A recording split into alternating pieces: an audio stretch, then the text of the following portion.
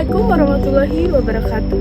Saya Diva Rosalinda, NPM 2023-13-1005. Di sini saya akan membahas mengenai tantangan demokrasi di Indonesia, khususnya pada praktik politik uang dalam pemilu. Demokrasi adalah sistem pemerintahan kekuasaan tertinggi kepada rakyat.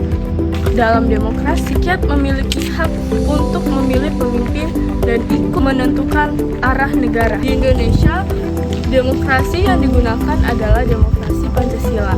Artinya, suara itu tidak hanya dipilih dari suara yang terbanyak, tetapi yang mengandung nilai Pancasila seperti musyawarah, persatuan, dan keadilan. Namun, dalam kenyataannya, di Indonesia, demokrasi masih menghadapi tantangan. Contohnya seperti politik uang. Politik uang adalah tindakan memberi bantuan kepada masyarakat agar masyarakat itu memilih paslon yang akan dipilih. Nah, praktik ini tuh bisa merusak kualitas dari demokrasi karena pilihan masyarakat itu bukan dilihat dari kualitas calon. Nah, teman-teman, biasanya politik uang ini tidak terjadi secara spontan langsung begitu saja. Biasanya ada tim yang memantau dari atas. Yang di tingkat pertama ada kandidat dan tim inti. Nah, mereka itu adalah yang memberikan bantuan untuk masyarakat. Kemudian ada koordinator wilayah. Nah, tugas mereka ini biasanya memilih tempat, kecamatan, kelurahan itu untuk menjadi sasaran mereka. Lalu yang di tingkat paling bawah ada koordinator RT atau RW. Biasanya mereka itu langsung bertemu ke masyarakat untuk memberikan bantuan langsung.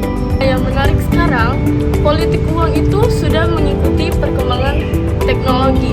Dari yang dulunya itu memberi bantuan seperti amplop.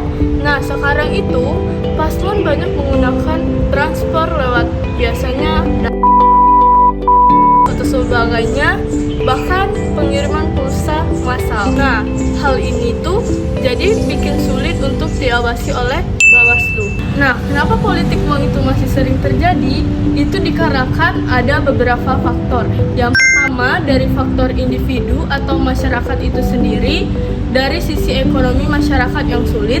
Kemudian yang kedua, dari sisi biaya politik yang tinggi. Dan yang ketiga adalah lemahnya penegakan hukum. Keempat, rendahnya pendidikan masyarakat itu sendiri.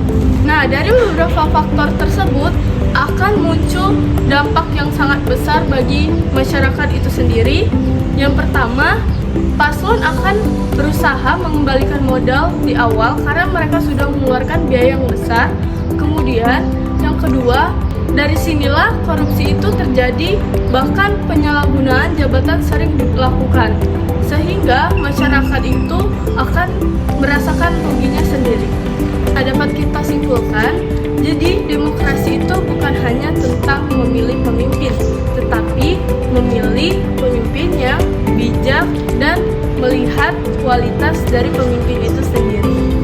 Sebagai warga negara yang bijak, kita harus berani untuk menolak, untuk menjaga demokrasi itu sendiri dengan cara menolak politik uang, menggunakan hak pilih yang bijak, dan tidak mudah tergoda oleh imbalan sesat. Demikian yang dapat saya sampaikan. Terima kasih. Wassalamualaikum warahmatullahi wabarakatuh.